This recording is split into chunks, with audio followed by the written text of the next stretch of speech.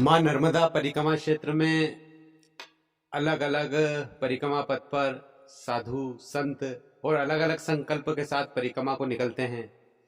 वैसे ही एक अनूठा संकल्प आज हमारे साथ है पंडित विभूजी शर्मा, और उनका ऐसा संकल्प है कि माँ नर्मदा परिक्रमा में माँ नर्मदा के तटों पर भगवान भोलेनाथ महादेव के शिव की स्थापना करना है। और कितने शिव परिक्रमा क्षेत्र में स्थापना करने हैं और कितने आगे भी यह क्रम जारी रखते हैं, तो इस विषय में हम आज रामेश्वर मंदिर माँ नर्मदा के पावन तट से गुरुजी से जानते हैं कि आपका यह संकल्प कब से शुरू हुआ और कब पूरा होने जा रहा है, और माँ नर्मदा परिक्रमा में आप कब आपकी परिक्रमा प्रारंभ हुई। ओंकार महाराज की जय।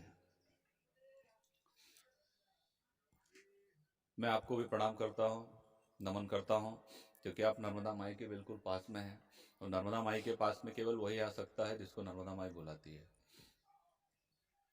गुरु आज्ञा से संपूर्ण आर्यावर्त में प्राकृत नर्मदेश्वर महादेव की स्थापना का गुरु आदेश हुआ है और वह निःशुल्क करना है। किसी से कोई राशि पूजा पाठ की राशि नहीं लेना है। वो प्राकृत नर्मदेश्वर महादेव की स्थापना करना है, माई में से स्वयं निकालना है और स्थापना करना है। तो क्योंकि प्राकृत जितने भी हम महादेव देखते हैं, जैसे आप इन स्वरूप को भी देखो, ये रामेश्वरम है। पेशवा बाजीराव प्रभु के पेशवा बाजीराव जी की जो धर्म पत्नी है काशीबाई जी, उन्होंने इन मंदिर की स्थापना करी। तो आप ये देखोगे 1732 में स्थापना हुई है, तो 1732 और अभी वर्तमान में 2022 चल रहा है, तो आप देखेंगे वो भी सब प्राकृत महादेव हैं। अर्थात नर्मदा माई का जो कंकर कंकर है अमरकंटक से लेकर के समुद्र तक, ये साक्षात महादेव होते हैं। क्योंकि नर्मदा माई को महादेव ने वरदान दिया है कि मैं तुम्हारे साथ 24 घंटे 12 मास 7 दिवस पूर्ण अंश से रहूंगा, पूर्णावतार में रहूंगा, अंशावतार में नहीं। तो नर्मदा माई का जो कंकर कंकर है साक्षात महादेव, इसमें प्राण प्रतिष्ठा नहीं की जाती है। तो उस नर्मदेश्वर महादेव, हाँ मैंने जो सैसे आपको कहा था, जब हम पुरानी खुदाई होती है तो निकलते हैं, ये सब नर्मदेश्वर महादेव निकलते हैं। प्राकृत जो ज्योतिर्लिंग है, महाकाल और नर्मदे और अपना ओंकारेश्वर और ममलेश्वर, अब और अपना केदारनाथ, अब जिनको भी देखेंगे सबके सब प्राकृत महादेव हैं, है ना। तो जहाँ पे महादेव स्थापित हो जाते हैं तो एक महादेव पास के 10 किलोमीटर के क्षेत्र को प्रभावित करते हैं। जो दुष्ट शक्तियाँ होती हैं, जो अध्यात्म को समझते हैं, जो अध्यात्म में डूबना चाहते हैं, जो डूबे होते हैं वो इस चीज़ को जानते हैं, तो वो उसने क्षेत्र को प्रभावित करते हैं। तो गुरु आज्ञा। और रही बात, हमारा जो धर्म है ये गुरु आदेश पर चलता है। गुरु के आदेश में कोई प्रश्न नहीं होता है। हमें ऐसा लगता है कि गुरु ने ऐसा आदेश दिया तो इसके पीछे क्या रहस्य है, लेकिन जब वो रहस्य कार्य गुरु आदेश जब पूर्ण हो जाता है तब हमें पता चलता है कि गुरु हमसे ये करवाना चाहते थे। तो गुरु आदेश में हमने प्रश्न नहीं करा, गुरु ने कहा कि आपको करना है तो करना है तो करना है। कब प्रारंभ हुई परिक्रमा? हाँ, ये परिक्रमा जो है अभी जो सोमवार गया है ये वाला 21 नवंबर को, उस दिन से गौमुख घाट पे नर्मदेश्वर महादेव की स्थापना करके यह यात्रा प्रारंभ करी। ये भी गुरु आदेश पर ही हुआ। इससे पहले हम हिमालय में साधना में थे, तो साधना से गुरु के पास में पहुंचे, उन्होंने कहा आप नर्मदा परिक्रमा कीजिए। तो गुरु की आज्ञा, माता पिता की आज्ञा लेकर के हमने नर्मदा परिक्रमा प्रारंभ करी।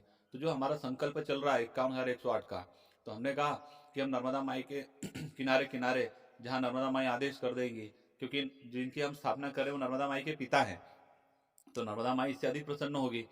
तो ऐसे जो स्थल है, कई आश्रम है जहाँ पे महादेव नहीं है और रात्रि विश्राम हमारा जहाँ पर हो, तो प्रतिदिन ऐसा है कि प्रतिदिन हम एक महादेव की स्थापना करना चाहते हैं। आगे यदि कोई शिव भक्त होते हैं, कई गांव वाले होते हैं जिनकी इच्छा है, किसी की 15 वर्ष 20 वर्ष से हमें महादेव की स्थापना करनी है, तो यदि वो भी उनकी इच्छा होती है तो उनके यहाँ भी हम स्थापना करते जाएंगे।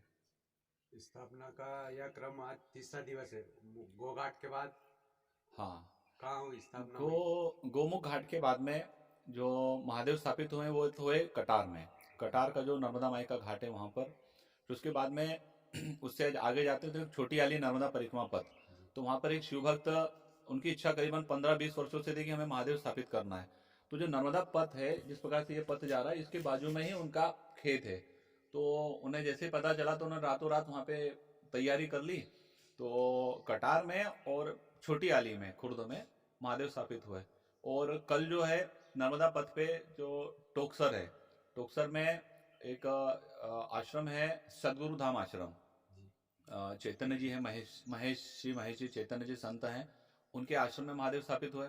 और आज जो है यहाँ पर काकरिया में साध्वी दीदी माँ चिद स्वरूपानंद जी हैं, तो उन्हें काकरिया वाली माता भी बोलते हैं। तो उनके आश्रम पर भी महादेव की स्थापना हुई। जो महादेव की स्थापना हो रही है परिक्रमा में तो हो रही, इसके पहले भी स्थापना की? हाँ, हमारा जो है वर्ष 2018 से ये 17 में हमें महादेव नर्मदा माई ने ओंकार महाराज ने दिए, तो उस समय से क्रम प्रारंभ हुआ। अभी तक कितनी संख्या हो गई है इनकी? अब देखो संख्या तो ये हो गई कि आज जो स्थापना हुई है वो है 1266। 1266। और परिक्रमा पथ में अब यहाँ के बाद आपका भट्ट्यान में सियाराम बाबा भट्ट्यान में महादेव की स्थापना होगी। तो जैसे स्थापना हो रही है तो ये स्थापना के लिए आपको बहुत सी समस्या भी आती होगी, जैसे अब आप आगे शूलपाड़ी में जाएंगे, हाँ, तो भोलेनाथ और अन्य सामग्री कैसे लेके पहुंचना है? अब देखो सबसे बड़ी समस्या होती है गर्भ में 9 महीने रहना, उससे बाहर आना। और उसके बाद में यदि माई का सानिध्य प्राप्त हो गया, महादेव ने अगर आपको पकड़ लिया है, हम तो भी उसके बाद में समस्या जीवन में रहती नहीं है। व्यक्ति के पास में धन है, संपत्ति है, समस्या वहां पर है। यदि आपको ईश्वर ने पकड़ लिया है तो जीवन में कोई, अभी देखो हम यहाँ पर आए, यहाँ पे अल्पाहार तैयार था, हमें तो पता ही था कि, मुझे तो ये भी पता था कि महादेव कहाँ स्थापित करने हैं, आपसे भेंट होनी है, दादा से भेंट होनी है, ये कुछ भी नहीं पता था। तो ईश्वरीय कार्य जो होता है वो ईश्वर करता है और ईश्वर ही करवाता है। जैसे आईपीएस की ट्रेन होता है, उसमें कई सारे लोग बैठते हैं, लेकिन कुछ का सिलेक्शन होता है, फिर उनको क्या लगता है कि हम करेंगे, नहीं, वो पहले से प्रशासन निर्धारित करके रखता है कि किसका क्या दायित्व है, किसको क्या कार्य करवाना है। तो यदि उसको कोई कार्य करवाना है तो उसके लिए किन किन चीजों की आवश्यकता होगी, तो उन आवश्यकता की पूर्ति भी प्रशासन करता है। तो जब मनुष्य के द्वारा स्थापित ये प्रशासन है, ये इतना कार्य करता है, तो ये जो ईश्वरीय कार्य है, तो ईश्वरीय कार्य को अपने जो शिव भक्त हैं, वो महादेव भक्त हैं, वो महादेव से जुड़ना चाहते हैं। तो महादेव ने एक कमदार को पकड़ लिया है। अभी कमदार को जहां जहां शिव भक्त हैं जो चाहते हैं, किसी को लगता है कि स्थापना में 51 लाख रुपए खर्चा होगा, 21 लाख होगा, 1 लाख होगा, 1.5 लाख होगा, लेकिन अब उतना धन कहां से लाएंगे? तो महादेव ने कहा कि मुझे अब महादेव इस कलयुग में अपने शिव भक्तों तक पहुंचना चाहते हैं।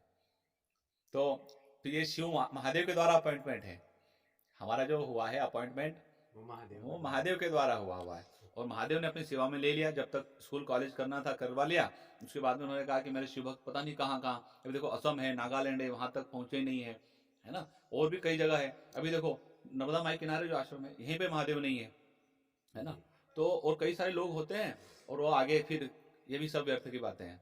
नर्मदा माई और महादेव की इच्छा के विरुद्ध कोई कार्य नहीं होता, और जितना कार्य हो रहा है वो माई नर्मदा और महादेव की इच्छा से ही हो रहा है। अभी हम माँ नर्मदा का दिखाना थोड़ा, जिस स्थान पर बैठे हैं यहाँ पर, जो इसे गुरुदेव ने कहा कि ये शिव कन्या है, पास में ही भगवान शिव का मंदिर है, और सामने शिव के दरबार में बैठे बैठे माँ नर्मदा शिव कन्या का भी दर्शन ऐसे रामेश्वर मंदिर से हमें हो रहा है। और गुरुदेव ने कहा है कि इस माँ के तट पर आने के बाद कोई समस्या हमारे सामने आती नहीं है, और यहाँ चल रहे हैं भगवान भोलेनाथ की स्थापना होना है, तो उसकी व्यवस्था अपने आप शिव और माँ पार्वती और माँ नर्मदा का जब साथ इसने सहयोग है, और इस माँ के हम आंचल में चल रहे हैं, तो यहाँ समस्या का तो कोई प्रश्न उठता ही नहीं। ऐसा अनुभव जो भी एक बार माँ के इन पावन तटों पर चलता है, वो निश्चित ही अनुभव करता है कि यहाँ आने के बाद जीवन में कोई समस्या होती ही नहीं है, और आने वाली समस्या भी इसके दर पर आ जाने से मिट जाती है। तो आप भी कुछ बताएं माँ नर्मदा के बारे में। माँ नर्मदा के बारे में तो व्यक्ति बोल ही नहीं सकता है, क्योंकि माँ के बारे में व्यक्ति क्या बोलता है। माँ तो एक ममता का एक इतना बड़ा घड़ा होता है कि माँ का नाम जैसे लिया, हमें अपनी माँ का चेहरा जैसे सामने आता है। बताओ अपनी माँ के बारे में कौन क्या बोल सकता है? मतलब नहीं कि माँ मतलब एक अपार ममता का ढेर होता है। मतलब जैसे जैसे आयु बढ़ती जाती है, जैसे आज मैं आपने माँ का कहा तो मेरे सामने मेरी माँ का चेहरा घूम गया पूरी तरीके से। तो माँ के बारे में, पिता के बारे में, गुरु के बारे में व्यक्ति बोल ही नहीं सकता है, क्योंकि वो तो केवल 24 घंटे आपके बारे में चिंतन करते हैं। मतलब वो उनका चिंतन, उनका जीवन जो होता है वो अपने बच्चों के लिए होता है। तो जो माई है, कलयुग में भविष्य पुराण में और ग्रंथों में लिखा है कि सारी नदियां कलयुग में समाप्त हो जाएंगी, केवल माई ही रहेंगी। और ये तो भविष्य पुराण में है, लेकिन एक ऋषि हुए हैं मार्कंडेय ऋषि, वो चिरायु हैं। तो मार्कंडेय ऋषि कहते हैं कि मैंने एक दो नहीं 21 कल्पों तक देखा है कि माई का पूरी सृष्टि समाप्त हो गई, लेकिन माई अमर है। और मेरा भी जीवन, मतलब मार्कंडेय ऋषि कहते हैं, श्री मार्कंडेय पूज्य आदरणीय मार्कंडेय ऋषि कहते हैं कि मेरा जीवन भी जो है वो नर्मदा माई के किनारे तट पे रहा तो मैं बचा उस विनाश काल में। तो माई के बारे में तो केवल माई का दर्शन किया जा सकता है, माई को जिया जा सकता है, माई को साधा जा सकता है, और माई को सर्वस्व। जैसे एक छोटा बच्चा, 6 महीने का बच्चा कैसे माई की गोद में रहता है, इनके पास में कोई शर्म नहीं, कोई लज्जा नहीं, मतलब माई को समर्पण कर दो। और अगर एक बार माई को समर्पण कर दिया तो आपको वह प्राप्त होगा जो आप चाहते हो, वो प्राप्त नहीं होगा, आपको वह प्राप्त होगा जो आपने सोचा नहीं है। अभी जैसे ये जो साधना है, दूसरी चीज ये जो मेरी ये जो साधना है, ये मेरी साधना जो है स्वयं के लिए नहीं है, न मैं अपना मोक्ष चाहता हूँ। ये आपको फिर एक चीज ये मेरा स्वयं के मोक्ष के लिए भी नहीं है, न मुझे संन्यास के लिए, न मेरी कोई इच्छा है। क्योंकि क्या है कि माई की एक बार जो यात्रा करता है तो माई, आपको ये लगता है जल है, लेकिन ये जल नहीं है, ज्वालामुखी का भंडार है। ये जो माई जा रही है, लोगों को लगता है कि जल है, ज्वालामुखी का भंडार है। तो ज्वालामुखी के पास में केवल वही आ सकता है जो शुद्ध होगा। वो जो शुद्ध नहीं होगा, अगर वो यहाँ पर आ गया तो उसके अंदर जितना भी खोट होगा उसको माई जला करके खा कर देगी और वो उसको अपने में मिला लेती है। तो मैं तो केवल माई के पास में आया हूँ कि इस समय हमारा जो वर्तमान में जो धर्म है, हमारी जो माँ है, हमारी बहनें हैं, हमारे बच्चे हैं, हमारा राष्ट्र इस समय संक्रमण काल में है। तो मैं तो माई के पास में बल लेने आया हूँ। जैसे जब हम छोटे होते हैं तो कोई दुकान से हमें टॉफी खरीदनी होती है तो माँ के पास जाते हैं ना, अपने पास में, माँ मेरे को पैसे दे दो, मेरे को चीज लेनी है। आज भी अगर किसी की मार पड़ती है तो उसके मुंह से हे पिता नहीं निकलता है, ओ माँ बोलता है व्यक्ति। तो आज राष्ट्र की सेवा के लिए, है ना, तो माई, सारा पूरा जितना भी सनातन धर्म है वो माई का बालक है। तो मैं तो माई के पास में आया हूँ। माई, इदम राष्ट्र इदम मम स्वाहा, ये जीवन की प्रत्येक श्वास माँ को, राष्ट्र को समर्पित है, पर बगैर आपके बल के संभव नहीं है। तो बाकी जितना जीवन बचा है वो राष्ट्र के कार्य में आ सके, तो उसके लिए मैं तो माई के पास में आया हूँ कि बाकी जो आपके बच्चे हैं जो आप तक नहीं पहुंच पा रहे हैं, उनकी भी तो रक्षा करनी होगी ना, है, उनकी भी तो रक्षा करनी होगी। तो वहां तक पहुंचने के लिए माई के पास में मैं आ रहा हूँ। बहुत अच्छा। जैसे आज का युवा वर्ग धर्म से अभी धीरे धीरे कुछ साधु संतों के माध्यम से जुड़ने लगा है, और ये हमारी धर्म और संस्कृति को बचाने के लिए आप जैसे संतों के संकल्प और उनके विचार वो निश्चित ही सुनेंगे। तो या आज का युवा पढ़ाई, कॉलेज, इन चीज़ों से जुड़ता जा रहा है, धर्म से दूर होता जा रहा था, निश्चित ही कुछ समय में धर्म की ओर वापस आया है। तो युवाओं को आपका क्या संदेश? सूर्य केवल कुछ देर के लिए बादलों में छिप सकता है। सनातन धर्म जो है यह एक वैज्ञानिक धर्म है, और एक लंबी आयु, स्वस्थ जीवन, चिंता मुक्त जीवन जीने की एक कला है, परंपरा है। तो व्यक्ति सोचता है कि मैं कॉलेज कर लेता हूं। 1811 के लगभग में, जिस समय भारतवर्ष में 7 लाख से अधिक विद्यालय थे, गुरुकुल थे, उस समय इंग्लैंड में मात्र एक पहला स्कूल खुला था 1811 में। तो 1811 में जिसके यहाँ पहला स्कूल खुला, और जिस राष्ट्र में 7 लाख से अधिक गुरुकुल हों, तो ये एक चिंतन का विषय हो सकता है कि हमारे कितने शिक्षित थे। और आज के समय में भी व्यक्ति कॉलेज पढ़ता है, ये करता है, सब कुछ करता है, किंतु लौट करके अंत में आता कहां पर है? तो जहां पे अंत में आता है उसको प्रारंभ से ही पकड़ना है। और अभी तो कई सारे चिंतन कर रहे हैं, समाज कार्य कर रहा है, वो गुरुकुल स्थापनाएं कर रहा है, गुरुकुल के माध्यम से परिवार को बचाया जा रहा है। देखो, वर्तमान की शिक्षा प्रणाली जो है वो परिवार को तोड़ने वाली है। क्यों? क्योंकि उन्हें काम करने के लिए लड़के चाहिए। तो जो बल होता है युवा में, वो 30 से 35 वर्ष की आयु में होता है। तो लड़के को अलग कर लिया जाए तो उसको कमदार की तरह काम करवाया जाए। और 35 वर्ष की आयु जहां उसके शरीर में बल नहीं रहता है तो उसको निकाल दिया जाता है, उसके जीवन में भटकाव होता है। उसी प्रकार से तो उसका शोषण कैसे होगा? जब वो परिवार से दूर होगा, बड़े बुजुर्गों की छाया में नहीं होगा। क्योंकि बड़े बुजुर्ग जो जीवित हैं, पहली बात तो कई बच्चे पेट में मर जाते हैं, कोई जन्म लेके मर जाता है, कोई 10 वर्ष में मरता है, कोई 20 में, कोई 30 में, कोई 40, 50, 60, 70। लेकिन जो 50 के बाद का जो व्यक्ति होता है उसके पास अनुभव बहुत होता है। तो यदि हमारे परिवार में ऐसे अनुभवी 50 वर्ष से आयु के अधिक व्यक्ति हैं, तो उस परिवार का व्यक्ति गलत मार्ग पे जा ही नहीं सकता है, वो कभी किसी संकट में फंस ही नहीं सकता है। यदि फंसेगा तो वो जो व्यक्ति अनुभवी बैठे हैं उसको उससे निकाल लेंगे। तो ये जो लड़के हैं, जैसे अभी प्राइवेट कंपनियां हैं, मतलब 18-19 साल के बच्चे को इंटरव्यू में लेंगे, इतना पैकेज दे रहे हैं, लेकिन वो जहां उनको लगा कि ये काम का इसका शरीर में शिथिलता आ गई तो उसको तुरंत निकाल के बाहर फेंक देते हैं। वो व्यक्ति ने विवाह कर लिया है, उसके बच्चे हो गए हैं, उसने लोन उठा रखा है, उसका क्या होगा? मतलब मैंने कि आप उसकी हत्या करो, उस एक व्यक्ति की हत्या नहीं हो रही, उसके पूरे परिवार की हो रही। उसी प्रकार से जो हमारी मातृ शक्ति है, उनके मन में शिक्षा के माध्यम से इसको आधुनिक कहते हैं, और अब आप इसको आधुनिक कहो या ये तो समाज का चिंतन का विषय है।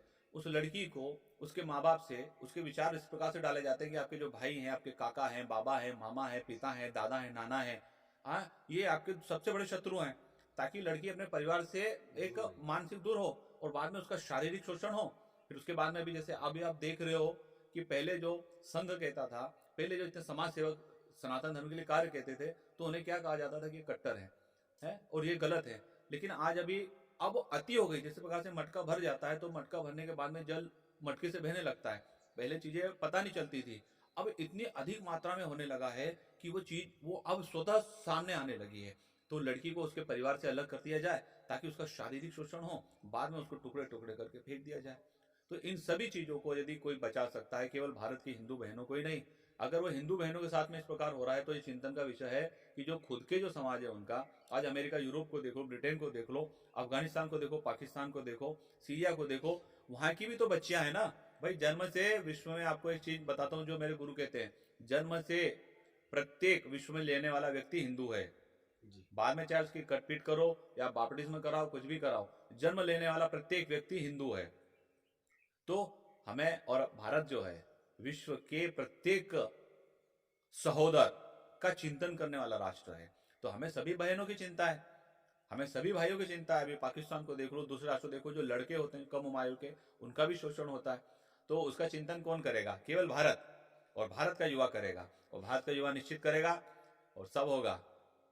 जिसके पास में नर्मदा माई हो, महादेव जिसके पास में हो, अगर विजय उसकी नहीं होगी तो फिर किसकी होगी? निश्चित ही आप जैसे संत युवा पीढ़ी का मार्गदर्शन करेंगे तो ये भारत परम वैभव की ओर जाएगा। युगों युगों तक इस धरती पर भारत माँ की शान रहे, ऋषि मुनियों के वंशज हैं हम, जग में ये पहचान रहे। गीता, रामायण, चाहे गुरु ग्रंथ साहिब हो होठों पर हर दिल में सबसे पहले हिंदुस्तान रहे, पर हर दिल में सबसे पहले हिंदुस्तान रहे। नर्मदा मैया की जय, भारत माता की जय, महाराज की जय, बाबा महाकाल की जय।